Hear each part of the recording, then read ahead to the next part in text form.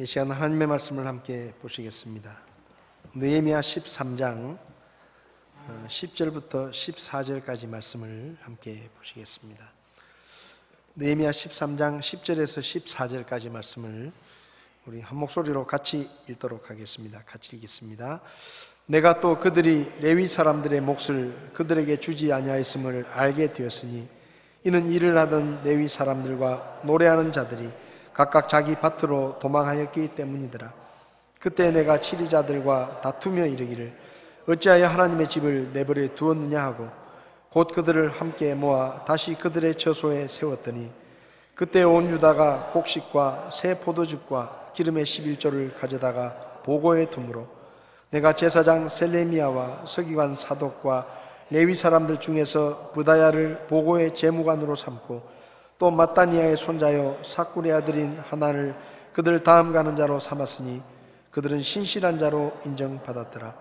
그들의 직무는 자기 형제들에게 나누어 주는 일이었더라. 오 내 하나님이여 이 일에 관해 나를 기억하옵소서. 내 하나님의 집과 그 집의 직무들을 위해 내가 행한 나의 선한 행실을 지워버리지 마옵소서. 아멘. 서신 채로 잠깐 기도하겠습니다. 살아계셔서 우리의 예배를 기뻐 받으시는 하나님 아버지, 이 시간 하나님께서 저에게 친히 말씀해 주시고 이 혼탁한 시대 가운데 우리가 어떠한 믿음으로 어떠한 삶을 살아야 할지를 하나님의 말씀으로 가르쳐 주시고 그 말씀에 따라 살아갈 수 있도록 우리에게 믿음의 담력을 허락해 주시기를 원합니다. 부족한 종을 붙들어 주시고 주님께서 친히 쓰셔서 오직 하나님의 말씀만 선포되도록 종을 다스려 주시고 말씀을 듣는 성도들의 마음을 여셔서 주의 말씀에 귀를 기울일 수 있도록 도와주시옵소서. 이 시간을 주님께 맡기고 귀하신 예수님의 이름으로 기도했습니다. 아멘. 자리에 앉으시겠습니다. 지난 2월 중순쯤에 코로나19의 영향을 받아서 제가 예배를 교회에서 드리지 못하게 그렇게 되었었는데요. 그때부터 느헤미야 설교를 시작을 했는데 오늘 느헤미야 설교를 마치게 됩니다.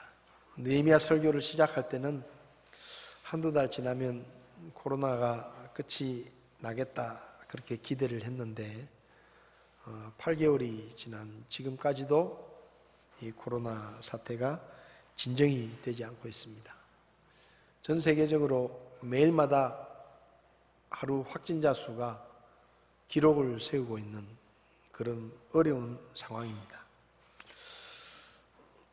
느헤미야 설교가 끝이 나면 다시 우리가 연초에 매주마다 우리가 꼭 마음에 두고 암송해야 될 성경 구절들을 한 구절씩 매주마다 저희들이 말씀을 나누었는데 다시 성경에서 우리가 꼭 암송해야 될 말씀들을 한 구절씩 또 매주 나누고 암송을 하려고 합니다. 지난 시간에 말씀드린 것처럼 느헤미야는 참 하나님 앞에 눈치 보지 않고 할 말을 다 하는 사람이었다 그런 생각이 듭니다. 성경을 보면 느헤미야는 한 번도 아니고 몇 번씩이나 하나님 앞에서 하나님 나를 잊지 마십시오. 내가 하나님을 위해서 한 일을 기억하시고 저를 잘 봐주셔야 됩니다. 저는 복을 주셔야 됩니다. 다른 사람들은 몰라도 저는 복받을 만한 그런 자격이 있는 사람입니다. 그러니까 하나님 절대로 저를 잊어버리지 마시고 저를 복 주셔야 됩니다. 그렇게 어떻게 보면 담대한 것인지 어떻게 보면 교만한 것인지 분간이 잘 되지 않을 만큼 하나님 앞에서 할 말을 다 하는 거예요. 하나님 제가 할 만큼 했지 않습니까?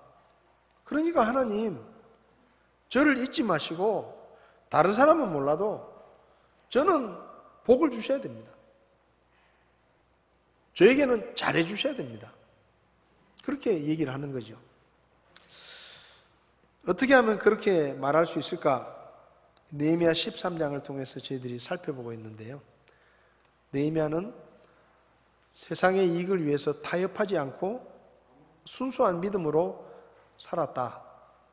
다른 제사장들이나 이런 사람들이 세상의 이익을 위해서 타락하고 세상과 타협할 때 느헤미야는 그 가운데서도 믿음을 지키고 타협하지 않았다.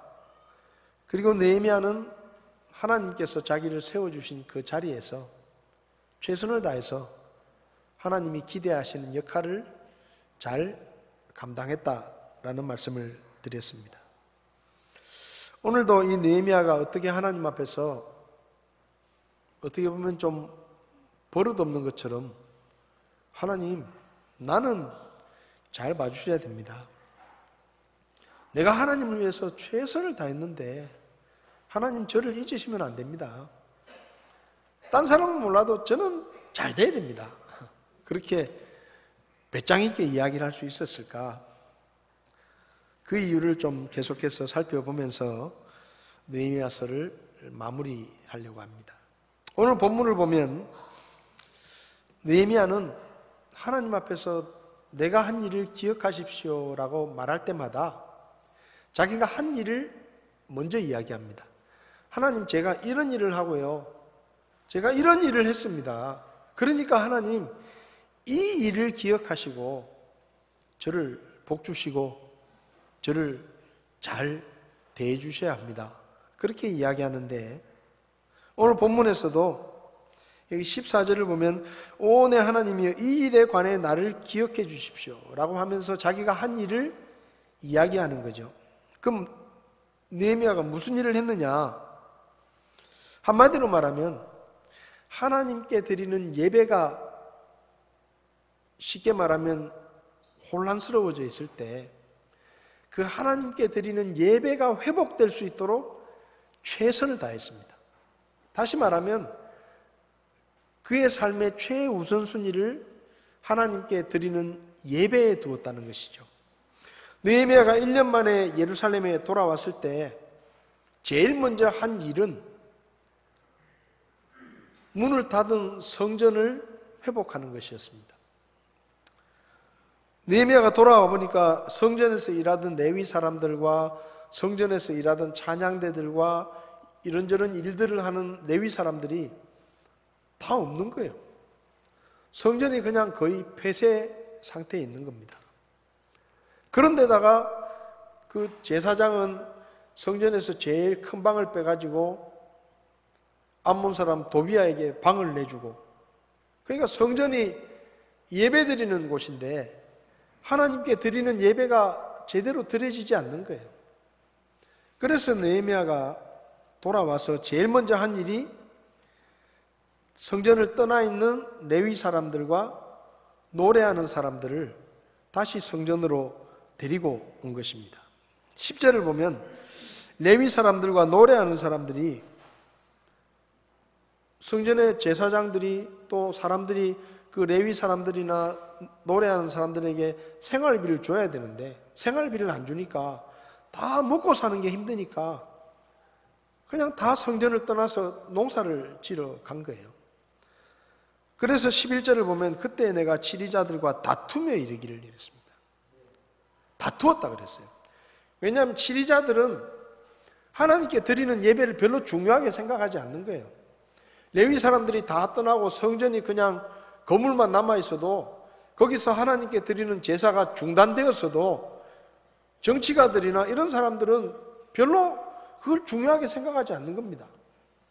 아니 그 뭐 안 하면 어떠냐? 우리가 하나님 앞에 제사를 드리지 않아도 이렇게 지금 잘 먹고 잘 살고 있는데 뭐 하나님 앞에 예배를 드리느냐? 뭐 레위 사람들 다 자기들 농사 짓는데 그냥 냅둬라 이렇게 얘기하는 거예요. 근데 느헤미야는 그게 아니다. 우리가 하나님의 백성인데 하나님의 백성인 우리에게 가장 중요한 것은 예배다.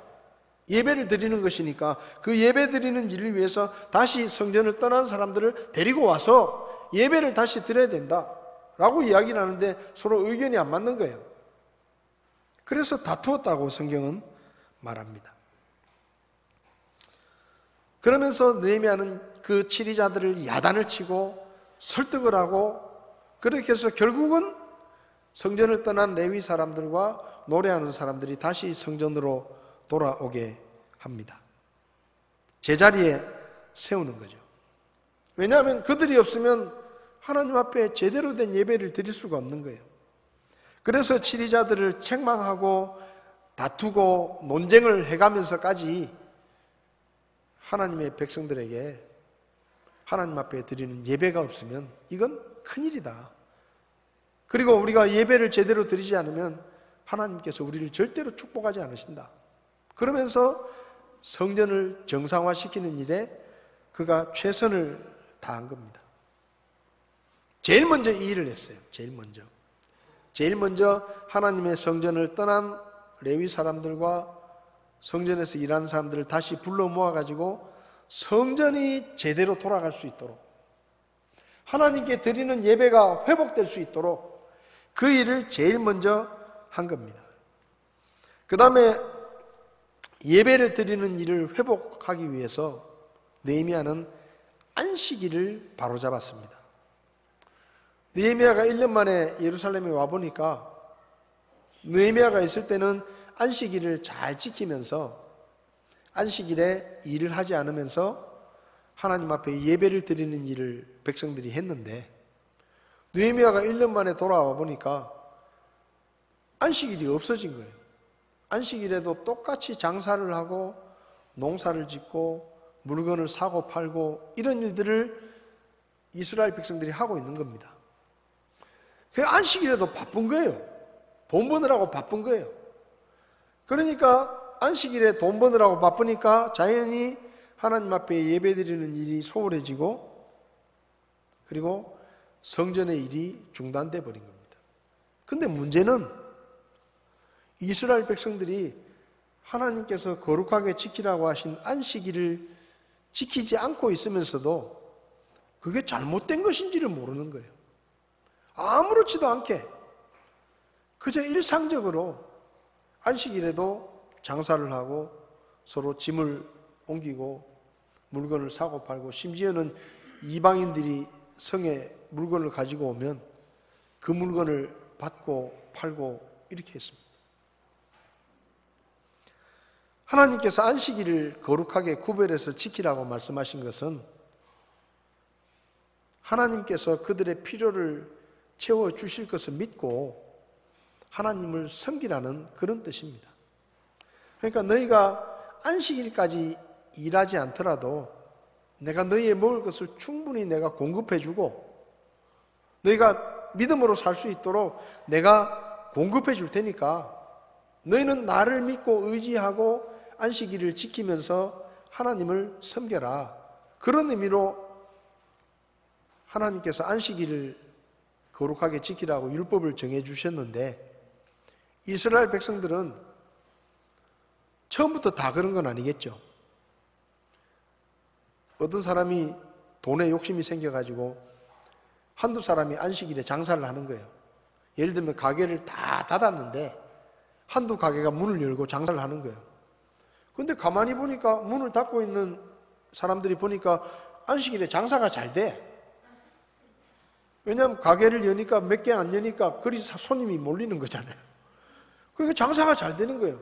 아니, 돈을 많이 벌어요, 그 사람들이. 자기들은 안식일을 지키는데 안식일을 안 지키고 문을 열고 장사를 하는 사람들이 돈을 더 많이 버는 거예요, 자기들보다. 그러니까 유혹을 받는 거예요. 어이, 저 사람은 나하고 똑같은 유대인인데 저 사람은 안식일을 안 지키는데 나는 안식일 지킨다고 가게 문을 닫았더니 수입이 적다 이 말이에요. 오히려 안식일을 안 지키는 사람이 더 잘 살아. 그러니까 에라 모르겠다. 나도 뭐 그까이 거 장사하자. 그래가지고 또 여는 거예요. 그러니까 뭐 한두 명이 10명이 되고, 그러다 보니까 안식일을 안 지키는 사람들이 아이고 나만 바보네. 다 장사하고 다 돈 잘 버는데 나만 뭐 하나님을 잘 섬기겠다고 문을 닫고 이렇게 하겠냐. 에라 모르겠다.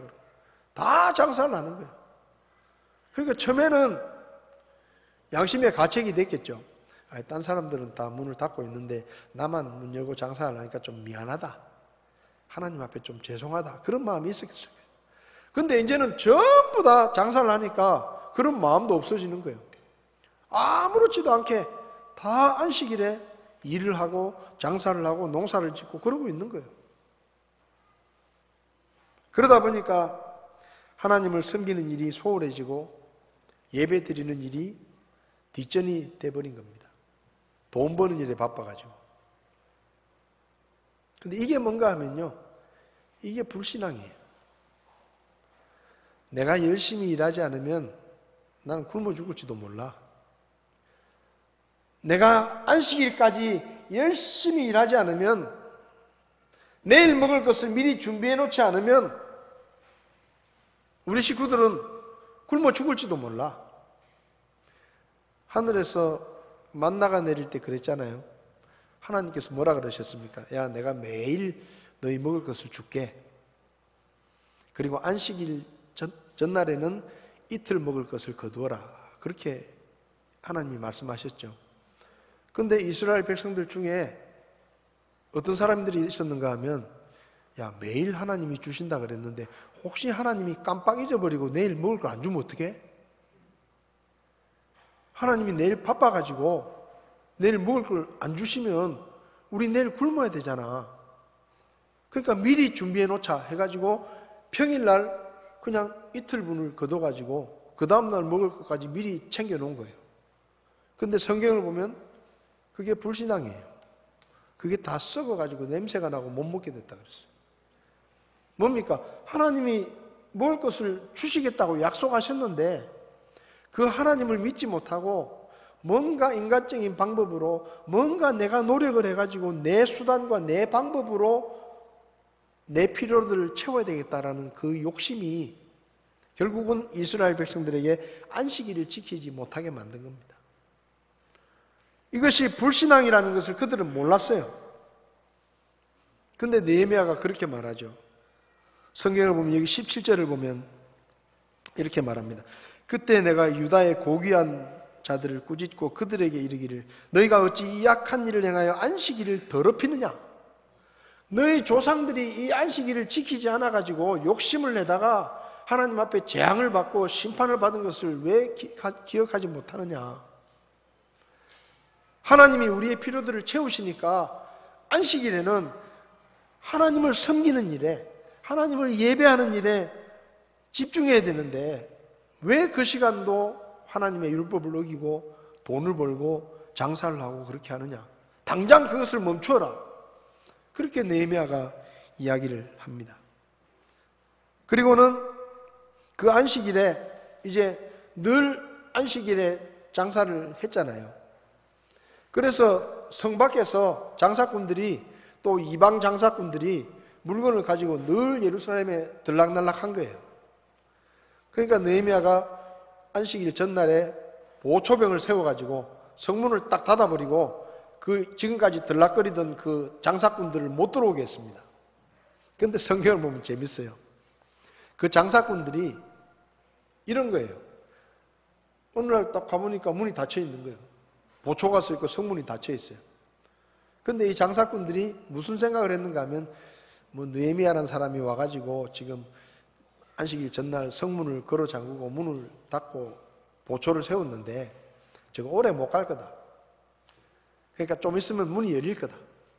그래가지고 이 장사꾼들이 성문이 닫혀 있는데도 성문 밖에서 쭉 기다리고 있는 거예요. 문이 열릴 거야 곧. 이렇게 생각하는 거예요. 그러니까 그게 몇 번 반복되니까 느헤미야가 화가 나가지고 군사들을 보내가지고 이 사람들이 이렇게 말합니다. 너희들이 왜 안 가냐? 이 성문은 다시 열리지 않는다. 만약에 너희들이 여기 계속 있으면 내가 다음부터는 절대로 그냥 두지 않고 잡아가 버리겠다. 너희들 잡아서 가두겠다. 그러니까 이 장사꾼들이 그때서야 비로소 안식일 전날에 이제 예루살렘 성으로 안 오는 겁니다.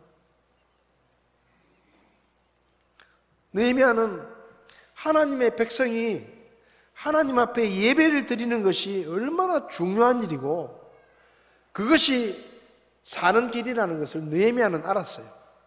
근데 1년 만에 와보니까 그 예배가 엉망이 돼버리고 성전은 텅텅 비어있고 성전에서 일하던 사람들은 다 떠나버리고 이스라엘 백성의 예배가 없어져 버린 겁니다.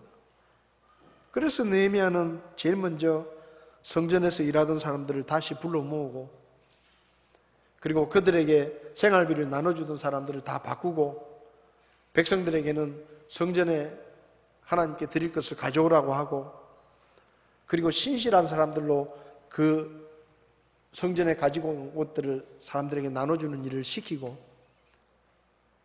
장사꾼들이 성에 들어오지 못하도록 막고 그들을 쫓아내고, 그렇게 해서 안식일을 바로잡은 겁니다. 하나님 앞에 예배드리는 일을 회복할 수 있도록 자기가 할 수 있는 최선을 다한 거예요. 심지어는 시리자들과 싸워가면서, 장사꾼들을 쫓아내가면서, 그것도 자기 돈으로 주는 자기 사병들을 세워가지고 보초를 세우면서 자기가 할 수 있는 한 최선을 다해서 이스라엘 백성들의 예배가 회복될 수 있도록 열심히 힘을 쓴 겁니다. 그렇게 하고 나서 하나님 앞에 뭐라고 말하느냐? 하나님, 제가 이렇게 했습니다. 다른 지리자들은 예배에 관심도 없고, 이스라엘 백성들은 예배에 관심도 없고, 다 돈 버는 일에 바쁘고 안식일을 마음대로 어기고 성전에 일하는 사람들 다 쫓아내고 그렇게 했는데, 하나님, 저는 하나님의 백성이 예배드리는 일이 제일 중요하다고 생각하기 때문에 저는 제가 할 수 있는 한 최선을 다해서 이스라엘 백성들의 예배가 회복될 수 있도록 제가 이런 일들을 했습니다. 하나님 앞에 얘기하는 거예요. 그리고는 하는 말이, 이 일을 기억하시고 저를 아껴주십시오. 여러분, 우리가 하나님 앞에 드리는 예배를 삶의 최우선 순위로 두고 살 때 비로소 우리가 하나님 앞에 할 말이 있는 거예요. 할 말이 있는 겁니다. 여러분, 먹고 살기가 힘들죠? 여러 가지 어려움이 있죠? 그럴 때 예배까지 안 드려보세요. 하나님 앞에 무슨 할 말이 있겠어요? 근데 예배를 드리면 이렇게 말할 수 있는 거예요. 하나님, 제가 사는 게 참 어렵습니다. 여러 가지로 힘듭니다. 상황이 좋지 않습니다. 그런데 그 가운데서도 제가 하나님 앞에 예배 드리는 일에는 최선을 다했습니다. 하나님, 제 마음 아시잖아요. 저를 기억해 주십시오. 그렇게 할 말이 있는 거예요. 제가 전에 어떤 자매가 고시 준비를 하면서 고시 준비를 시작하니까 예배를 안 오더라고요. 그래서 제가 불렀어요. 왜 예배를 잘 나오다가 안 나오냐? 그러니까 고시 시험이 있어가지고 고시 준비를 하고 있는데 교회를 고시 때까지 못 갈 것 같다고. 그래서 제가 그렇게 말했어요. 자, 네가 고시를 쳐가지고 교회를 빠지고 예배를 빠지고 공부를 열심히 해가지고 자, 고시에 합격을 했다 치자. 그럼 네가 뭐라고 말하겠냐? 내가 열심히 공부해서 고시에 합격했다 그럴 거 아니냐? 그 다음에 네가 예배까지 빠져가면서 고시에 떨어졌다. 그럼 네가 뭐 할 말이 있겠냐? 근데 네가 고시 준비를 하면서도 열심히 예배를 나왔다. 근데 고시에 합격이 됐다.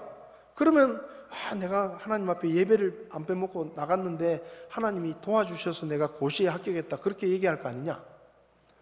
그리고 설사 예배 열심히 나갔는데 고시에 떨어졌어도 네가 사람들 앞에서는 할 말이 없을지 모르지만 하나님 앞에서 네가 할 말이 있지 않겠냐? 하나님, 제가 나름대로 최선을 다하고 공부도 열심히 하고 하나님 앞에 예배도 드렸는데 하나님, 제가 시험에 안 됐습니다. 하나님 책임지십시오. 하나님 책임지십시오. 저 하나님 앞에 할 거 다 했습니다. 그 어려운 중에 예배 나왔습니다. 시간이 없는데도 예배를 드리러 나왔습니다. 그러니까 하나님, 모른 체 하시면 안 됩니다. 하나님 앞에 그래도 할 말은 있지 않겠냐, 네가. 그렇게 제가 얘기를 했어요. 근데 놀랍게도 그 자매가 그 다음 주부터 예배를 나오는 거예요. 여러분, 우리가 하나님 앞에서 할 말이 있는 사람이 돼야 돼요. 하나님, 그때는 어쩔 수가 없었습니다. 먹고 살기 바빠가지고 어쩔 수 없었습니다. 그때는 상황이 그랬습니다. 그 하나님 앞에 할 말이 없는 거예요. 이사야 43장 21절을 보면 이 백성은 내가 나를 위하여 지었나니 그들이 내 찬양을 전하리로다 그랬습니다. 하나님께서 사람을 창조하신 이유가 심심해서 만드신 것도 아니고 하나님이 그냥 재미삼아 만드신 것도 아니고 하나님의 영광을 찬양하고 하나님께 예배드리는 일을 위해서 하나님이 사람을 만드셨다 그랬어요. 여러분, 하나님은 신이십니다. 신은요, 부족한 것도 없고 불편한 것도 없어요. 신은 항상 행복해요. 아무 부족한 게 없어요. 근데 그분이 사람을 만드셨어요. 왜 만드셨느냐? 하나님을 알아주고 하나님을 찬양하고 그분의 영광과 그분의 능력을 예배하기 위해서 사람을 만드신 겁니다. 출애굽기 8장 20절을 보면 이스라엘 백성들이 이집트에서 노예 생활을 하고 있을 때 하나님께서 모세를 부르셔가지고 하나님의 말씀을 파라오에게 전하라고 하셨는데 그때 모세를 통해서 파라오에게 전하라고 하신 말씀이 뭔지 아세요? 이런 얘기가 아닙니다. 내 백성이 고통을 당하고 있으니까 좀 편하게 살 수 있도록 풀어줘라. 그 얘기가 아니에요. 내 백성이 이집트에서 노예 생활을 하느라고 너무 힘들고 피곤해서 나를 예배드리는 일을 못하고 있으니까 그들을 풀어주어서 그들이 나를 섬길 수 있도록 보내줘라 하고 파라오에게 이야기를 한 겁니다. 여러분, 하나님께서 이스라엘 백성들이 고통을 당하고 힘들게 사니까 편하게 살라고 그들을 해방시키신 게 아니에요. 하나님의 백성인 그들이 마땅히 하나님을 예배해야 되는데 노예 생활을 하느라고 예배를 못 드리고 있으니까 예배를 드릴 수 있도록 해주시기 위해서 그들을 해방시키시고 그들을 약속의 땅으로 돌아가게 하나님께서 그렇게 하신 겁니다. 하나님의 백성들에게 하나님이 기대하시는 게 뭐냐? 예배 드리는 것입니다. 사도 바울은 에베소서 1장에서 에베소 교회 성도들에게 이렇게 말합니다. 너희를 하나님께서 입양을 하셨다. 이방인인 너희들을 하나님께서 하나님의 자녀로 입양을 해주셨는데 그 입양을 해주신 이유가 뭐냐? 자신의 은혜의 영광을 찬양하게 하기 위해서 너희들을, 이방인인 너희들을 하나님의 백성으로 받아주었다는 거예요. 여러분, 하나님께서 죄악 가운데서 영원한 멸망을 향해 가고 있던 저와 여러분들을 구원해 주신 이유 중에 제일 큰 이유가 뭔가 하면 하나님께 예배를 드리게 하기 위해서입니다. 요한복음 4장에서 예수님은 뭐라 그랬죠? 하나님은 예배하는 자들을 찾으신다 그랬습니다. 하나님의 백성들에게 하나님이 기대하시는 것이 뭐냐? 하나님께 예배를 드리는 것입니다. 여러분, 하나님께서 우리를 하나뿐인 아들의 목숨까지 십자가에 내어주시면서 죄와 멸망에서 구원해 주셨습니다. 왜 구원해 주셨다고요? 하나님께 예배를 드리게 하기 위해서, 예배자로 살게 하기 위해서. 저는 이 코로나 시대가 계속되면서 어쩌면 우리의 예배가 시험을 받는 것 같아요. 우리가 하나님께 예배 드리는 것이 시험을 받는 것 같아요. 코로나가 막 창궐해가지고 교회를 못 갈 때도 있었지 않습니까?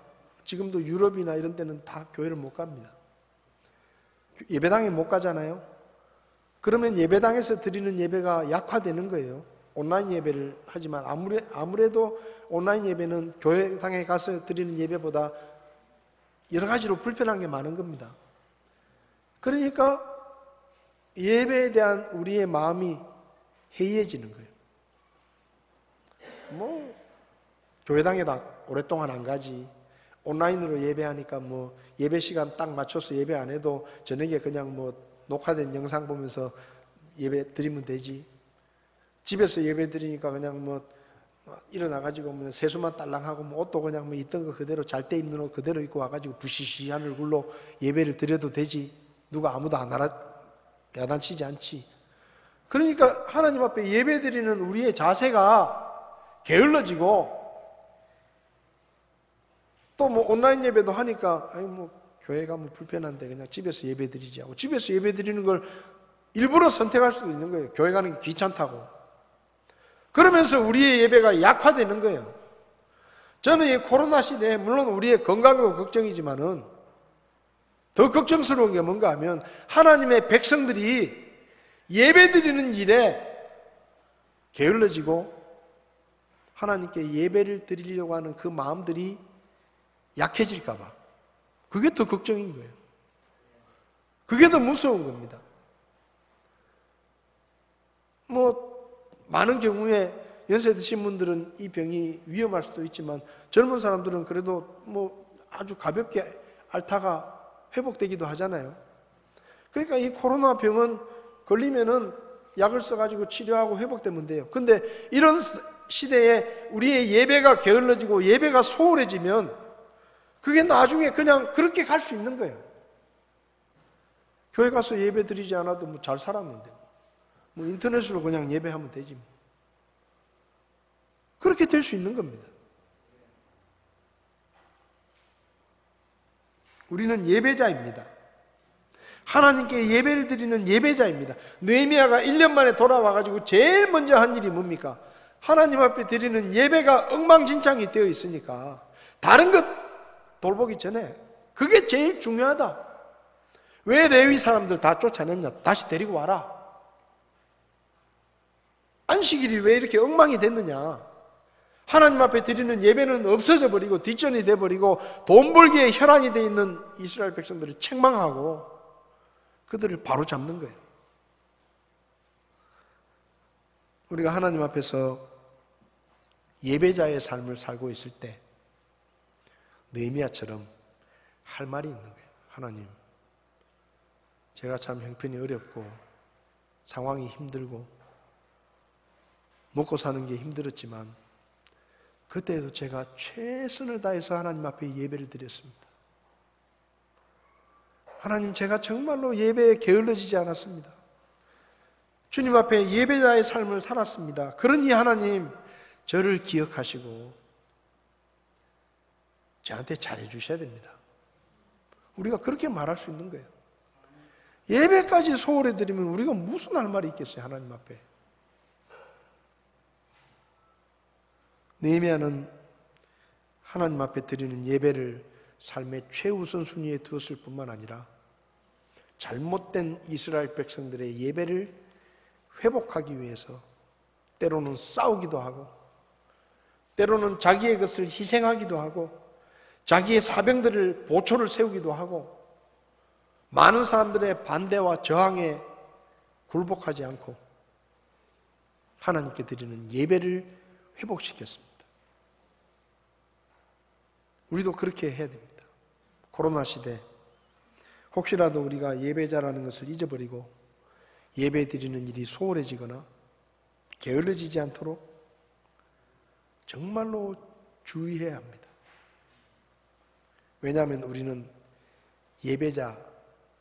예배자로 구원받은, 예배자로 부름받은 하나님의 백성들이기 때문입니다.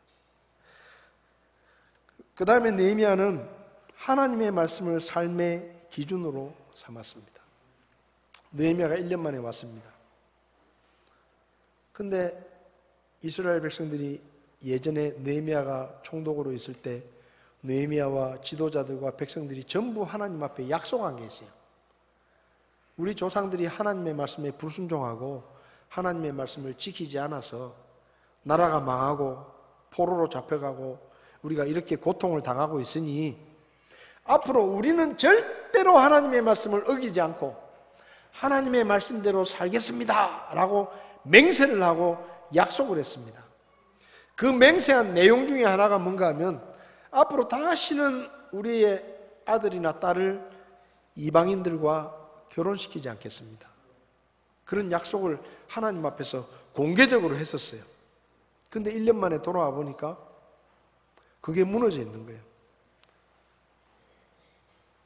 이방인 여자와 남자를 사위나 며느리로 맞이하는 사람도 있고 결혼을 하고, 그리고 오래전에 이방인과 결혼한 그 아이들이 자랐는데 그 아이들이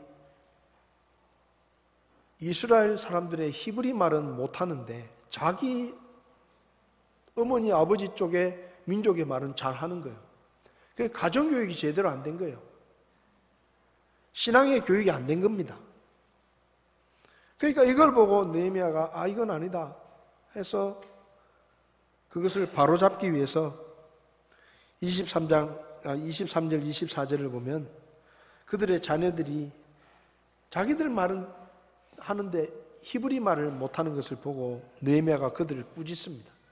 25절을 보면 내가 그들을 꾸짖고 그들을 저주하며 그들 중 몇 사람을 때리고 그들의 머리털을 깎으며, 이게 뭐예요? 이방 사람들하고 결혼한 사람들을 불러다 놓고 야단을 치고, 사위 며느리로 들인 사람들을 불러다 놓고 야단을 치고, 심지어는 때리고 머리털을 밀고 하나님 앞에서 맹세를 하는 거예요. 너희가 하나님 앞에서 이방인들을 결혼하지 않겠다고 했는데 왜 이렇게 하느냐? 이건 악이다. 이것은 하나님 앞에서 잘못된 것이다. 솔로몬 왕을 봐라. 우리 조상 솔로몬 왕이 얼마나 지혜롭고 똑똑한 사람이냐. 근데 그 솔로몬 왕이 이방 여자들을 그렇게 많이 왕궁에 들였다가 결국은 그 이방 여자들에게 넘어가서 우상 숭배를 한 죄 때문에 나라가 둘로 쪼개지고, 그것도 못해서 계속 우상 숭배를 해가지고 나라가 망하고 백성들이 포로로 잡혀가고 그 망신을 당하고 우리가 그렇게 고통스럽게 살지 않았느냐. 근데 왜 아직도 정신을 못 차리느냐 하고 야단을 치고 혼을 냈습니다. 그리고 심지어 제사장 중에서도 엘리야십의 증손자가 이방 사람과 결혼을 했는데 하나님의 원수인 산발랏의 사위가 됐는데 버젓이 제사장 일을 하고 있는 거예요. 그래서 불러가지고 쫓아내버렸어. 너는 제사장 자격이 없는데 어떻게 하나님을 섬기는 제사장이 이방 여자하고 결혼을 해가지고 제사장 짓을 하고 있느냐. 너는 자격이 없다. 그만둬라 하고 쫓아내버렸어.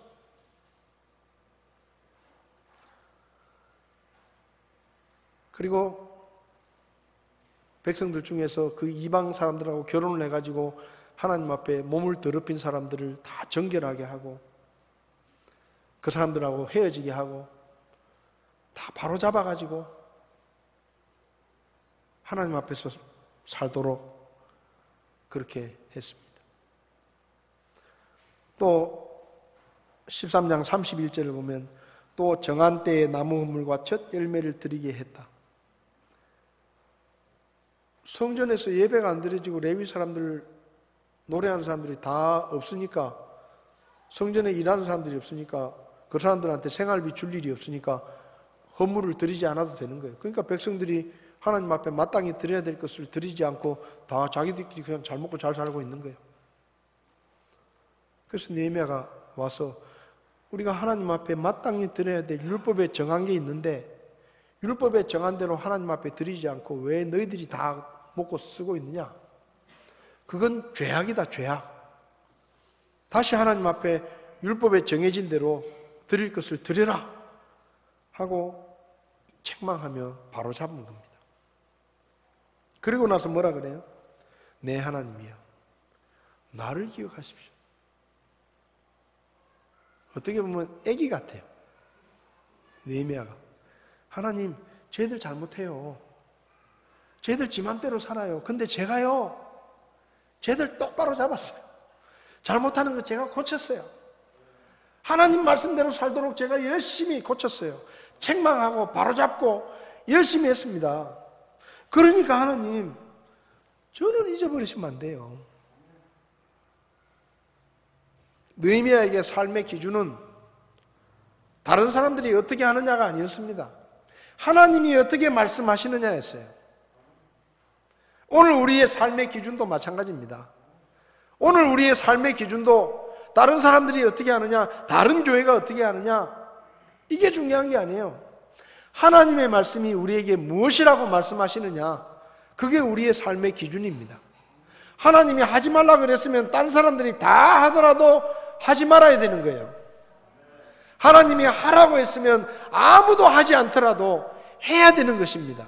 왜? 우리는 하나님의 백성이에요. 사무엘상 15장을 보면 사울 왕이 아말렉과 전쟁을 하러 나갑니다.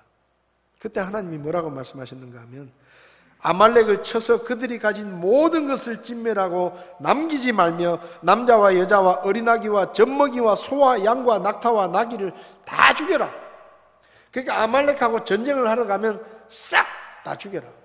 그게 하나님의 뜻이었어요. 그런데 사울 왕이 전쟁을 하러 갔습니다. 하나님이 도와주셔서 전쟁에 이겼어요. 그럼 사울 왕이 어떻게 해야 돼요? 하나님이 말씀하신 대로 다 죽여야 돼요. 근데 사울 왕이 아까운 거예요. 내가 이 어마어마한 전쟁에서 이겼는데 아무것도 없이 그냥 돌아가면 그거 누가 알아주겠냐 이거예요. 그래서 아말렉 왕을 딱 죽이지 않고 살려서 줄로 딱 묶어가지고 앞에 딱 포로로 앞장세우고 갑니다. 그리고 양이나 소나 짐승들 중에서 포동포동하게 살찐 게 너무 아까운 거예요. 그냥 죽이려니까. 그래서 시원찮아 보이는 거 이런 거는 다 죽였는데 탐나는 거는 다 살렸어요. 그래가지고 전리품으로 끌고 오는 거예요. 사무엘이 왔습니다.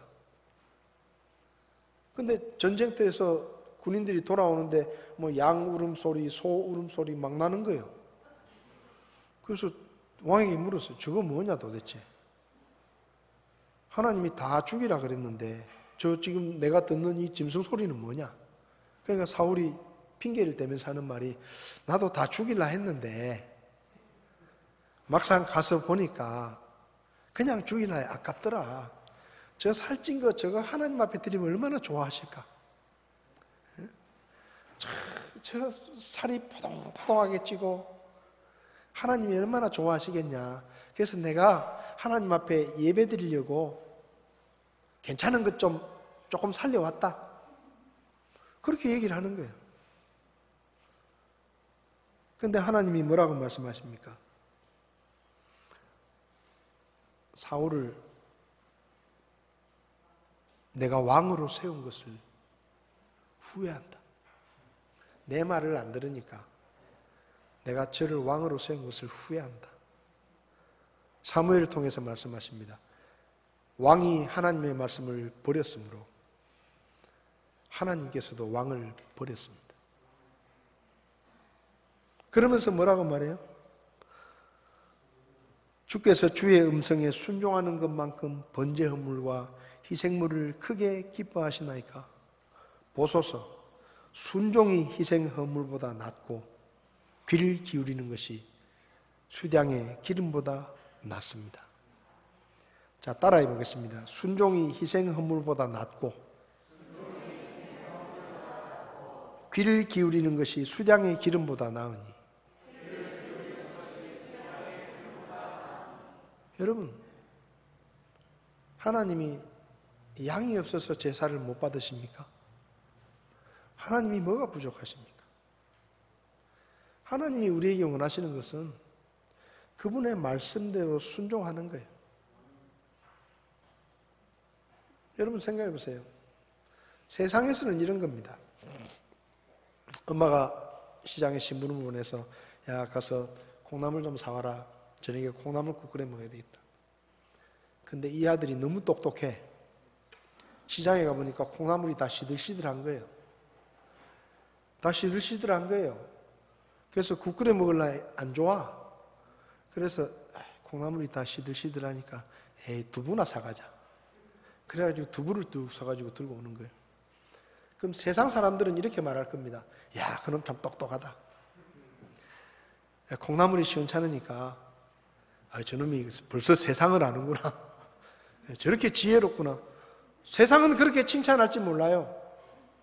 근데 우리가 하나님의 말씀을 들을 때는 콩나물이 내 눈에 보기에 시원찮아 보여도 하나님께서 콩나물을 사오라고 했으면 그 콩나물이 못 먹게 될 만한 것이라도 하나님의 말씀에 순종해서 그 일을 하는 것을 하나님은 기뻐하시는 겁니다.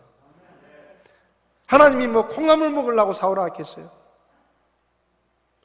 양이 없어서, 재물이 없어서 그 재물을 살려오라고 했겠어요? 사울은 불순종 때문에 버림을 받았어요. 비참하게 죽었습니다.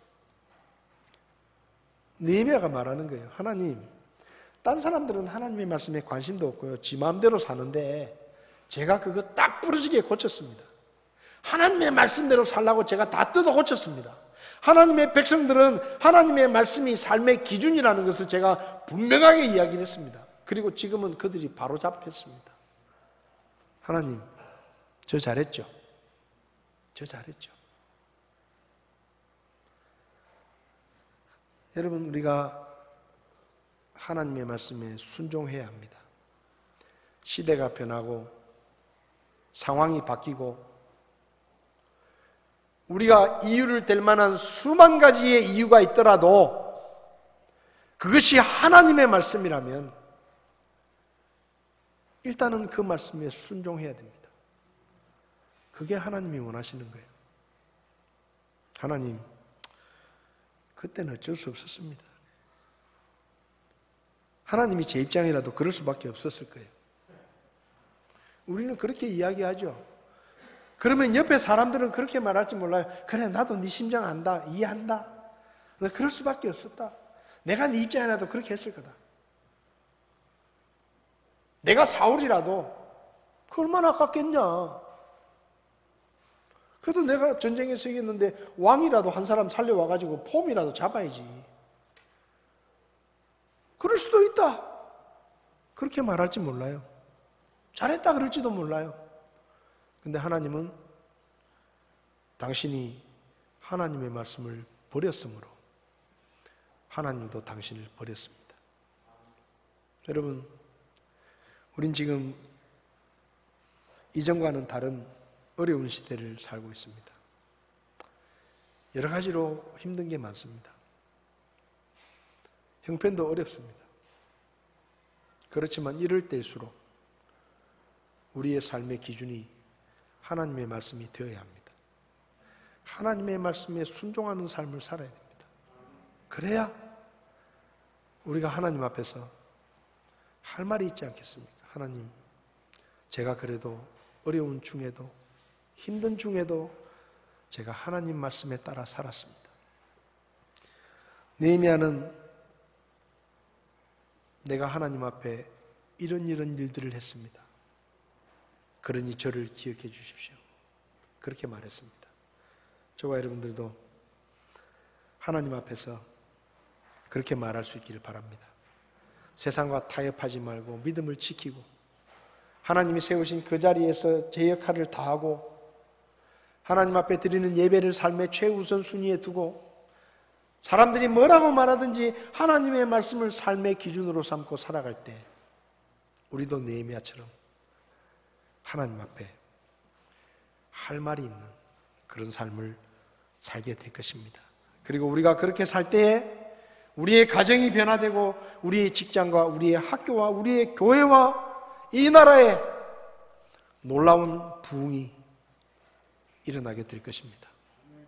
저와 여러분들이 그런 삶을 살 수 있기를 바랍니다. 다 눈을 감으시겠습니다.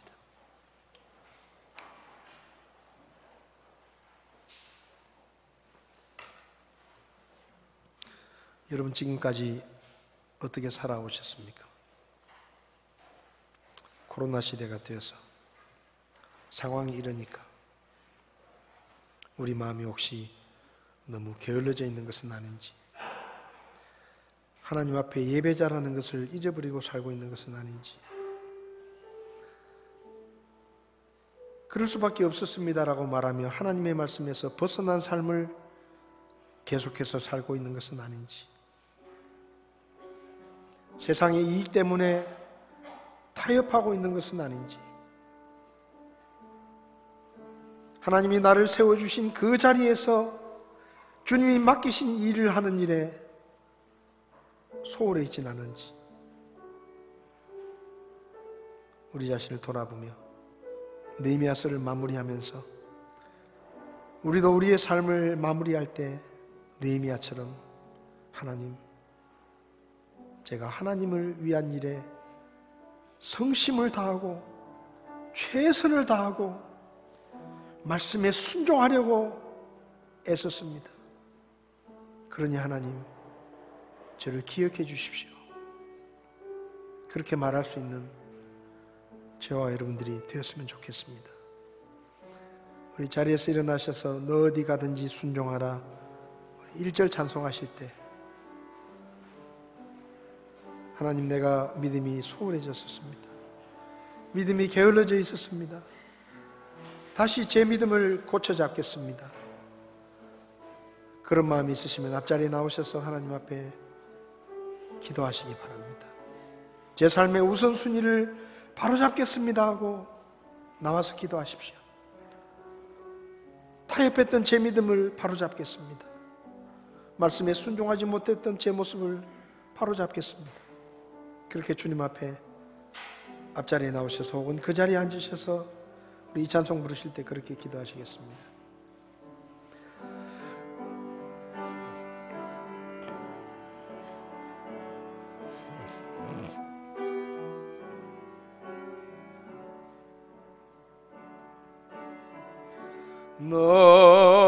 어디 가든지 순종하라.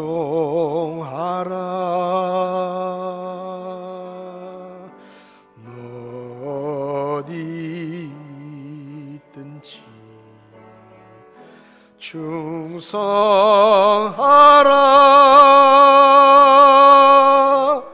주 너의 하나님 왕 되신 주 영원히 주님만 찬양. 이 시간 다 자리에 앉으셔서 하나님 앞에 기도하시기 바랍니다. 하나님, 제가 코로나 때문에 제 마음이 느슨해져 있었습니다. 제 믿음이 약해져 있었습니다. 이런저런 부분을 양보하며 살았습니다. 그렇지만 이제 다시 마음을 고쳐잡고 주님이 기뻐하시는 예배자로 하나님의 말씀에 순종하는 하나님의 백성으로 제 자리를 바로잡고 주님 앞에 서는 날까지 그렇게 살겠습니다. 저를 도와주십시오. 저희 가정을 도와주십시오. 우리 교회를 도와주십시오. 그렇게 주님 앞에 기도하시기 바랍니다.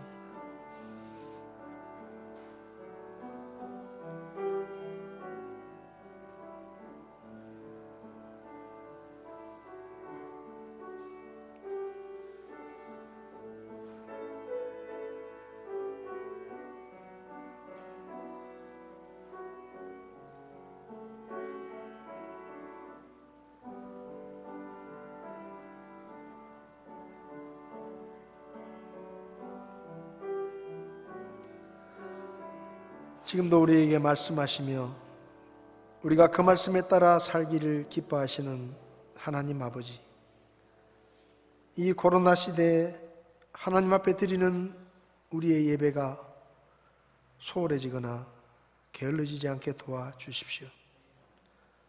사람들이 무엇이라고 말하든지 우리는 하나님의 말씀에 따라 살아갈 수 있도록 우리에게 믿음을 더해 주십시오.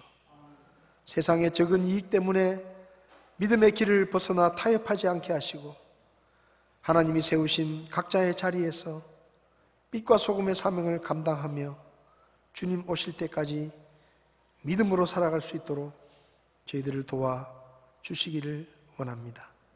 이 코로나 시대가 언제 끝날지 모르지만 끝날 때까지 우리가 다시 자유롭게 주님을 예배하고 찬양하며 하나님 앞에 감사의 예배를 드릴 때까지 우리의 믿음이 약해지지 않도록 주께서 도우시고 이 나라를 주께서 도와주시기를 원합니다.